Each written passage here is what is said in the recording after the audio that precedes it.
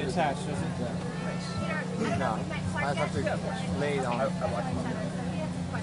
So Peter, I think the biggest issue of this movement is getting Americans. Sure.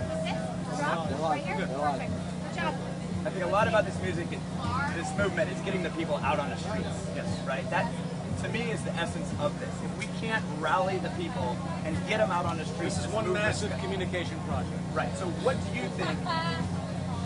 What would you recommend as ways to do that, to effectively communicate with the people, the citizens of not only the United States but the world? What's the most effective way to get them out here and to support this movement, do you think? Well, that's a huge question. You can look at it from the sense of strategy, like films and live streams and all of that stuff, or you can look at it from the perception of what is the most strategic way to actually engage people's values and get them interested.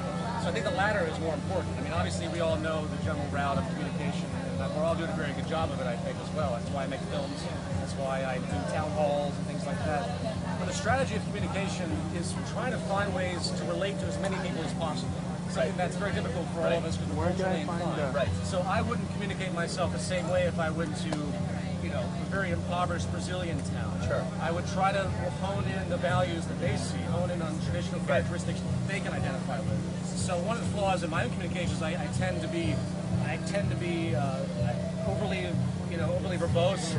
I tend to be overly intellectual sometimes. I always collar myself, and I try my best to stop that. So it's recognizing things within yourself to make things more communicable to the largest possible demographic that you can acquire.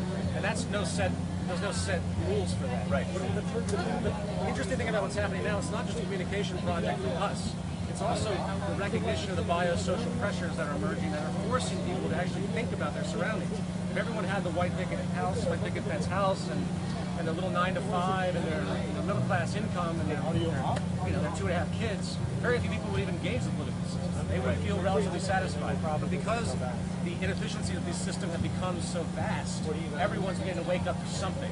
And to me, I'm trying to get my message out there, or the message of the movement out there more specifically, the logic of what it means to truly be economical, which means to actually meet the needs of the human population. Right. It means to actually create good public health scientifically, and what that denotes. You use that as the strategy to pull away from all the confusion that might arise from them as they begin to awaken their awareness to the pressures that are hitting them. Does that make sense? Yes, that so makes it's a matter of strategic focus on what's actually important. Now, people debate me on that, obviously, and many, but that's how I focus it, which is why the talk I gave was so specific to what it was as the root cause. Because if people want to keep yelling about, social reform and political institutions, or they're angry at the upper 1%, it's not going to really do anything, because they're actually yelling at symptoms, not the root cause. So, given the situation that we're in right now, what do you think the likelihood is that we can truly get the vast majority of Americans behind this movement? Very high. Well, the movement will morph. The movement will change. We have to remember things will constantly change. In the future, there might be no such thing as the zeitgeist movement. There might be no such thing as Occupy. These things will morph and twist into basically a new value system. The value system itself is what will redefine culture, and what will set in motion all of those structural changes that will enable the peace and humanity and survival that we all aspire to. So the change really has to be a train of thought. We can't get too caught up in institutions. We can't get too caught up in this institution versus that institution. Or I'm for, even like you use the example of Republicans and Democrats. We can't get caught up in those dualities. Sure. Because the train of thought will continue to morph. And as the system fails, and I'm convinced that this system is failing, I think it's been failing for a long time. Sure. The very fact that 1 billion people are starving on the planet shows that it's been failing ever since the first person started starving. Right. So the system's in a massive downward slide on multiple levels, and the jobs are not coming back. All of these things are going to continue to present themselves, and that's where the true pressure will manifest, and that's where the value system will originate. That will create the next level of change, and the next level will hopefully move into a truly sustainable economic model. So looking at some sort of time frame, obviously, I would say in the last 10 years, things have gotten considerably worse. Obviously, they've been moving in this direction for many, many years. What do you think the timeline is for this major shift that we all think is possible, that we feel like it's coming? What would you think the time frame is? I used to, about 2 years ago, it was actually a different world. I was amazed at the imbalance then.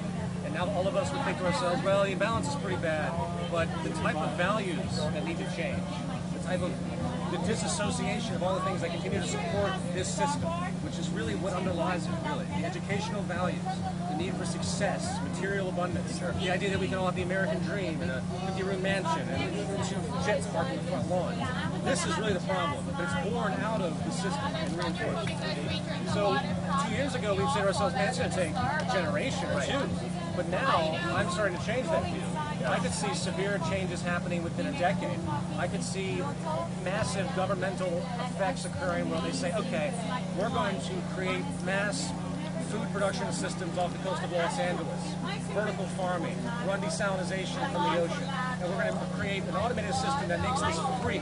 And we're going to feed everybody in Los Angeles, forget the economic growth system for now, we'll keep maintaining it in pockets.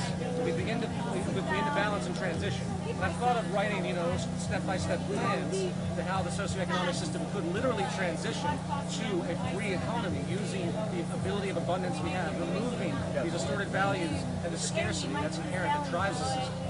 So that can happen very rapidly, but it's going to take a while to override, get past that first hump. But I can see something happening within 10 to 20 years. I think it's possible. Something very, very dramatic could happen. Okay, do you see these changes coming from within the structure that currently exists in this country, or do you see that this movement's going to be so strong that the shift is going to come from outside the existing structure base? I see it two ways. I see the initial change happening from the grassroots level, not from the existing structure. I don't see the politicians or the lobbyists, obviously, or any of the corporate powers taking hold of this message and this value until it's basically the force of the public is so large they have no choice. Second, though, I don't want to see complete and utter social breakdown. I don't want to see our infrastructure be destroyed. I don't want to see everything be let go to such a degree where it takes us that much longer to rebuild. So what I'd like to see is a step-by-step element I just mentioned where certain governmental policies are in set, and they might not like it, but at least they're forced to do something that can perhaps say begin to feed, perhaps say create infrastructure subsidizations, perhaps even say cut the work week in half for half the population so that the other half can become employed. Things that were actually proposed in history, but the marketary model it's anathema to that. They don't think about it that way. They can't. It's completely against what the ethos of the market system is. But that's going to have to be pushed and more. Is it going to be easy? No. But I hope that will happen. I'm not sure if it will. It might take a complete collapse and the table will be completely wiped clean and new people to step and just start again from a very crude and horrible beginning. So I'm sure you've heard a lot in the last couple of weeks about these idea of demands. Are we going to make demands? When are we going to make demands? What are those demands going to consist of? Me personally, and I think a lot of other people feel like those demands at this point in time are too premature, that the system is so corrupted at every level that making a couple specific demands will set the movement back. How do you feel about that? That's the biggest point, and in fact, kind of why I'm here, in the sense of what this community asks for, what this community basically pushes into the public mind as far as values. Again, what the educational imperative of this community really is, that's really what we are. We're here, we obviously have to educate ourselves and continue to develop and to be emergent, but we really have to push what the public needs to understand, to get them to see the problem. But the problem has to be correctly identified, and the things that are demanded need to be as acute as possible so they can be shared by as many people as possible, not only in the country, but also across the world. If you can get a set of unified value demands, if you will, that are so harmonious amongst the global community, then they'll have a possibility of taking hold. But I noticed, in Occupy New York, they say things like, well, we demand to stop all foreclosures or things like that. That's bypassing the mechanisms of the system. You have to actually go for the causality within the system and correct the causality. So the issue of foreclosures is actually a symptom of the larger cancer, the larger flaw.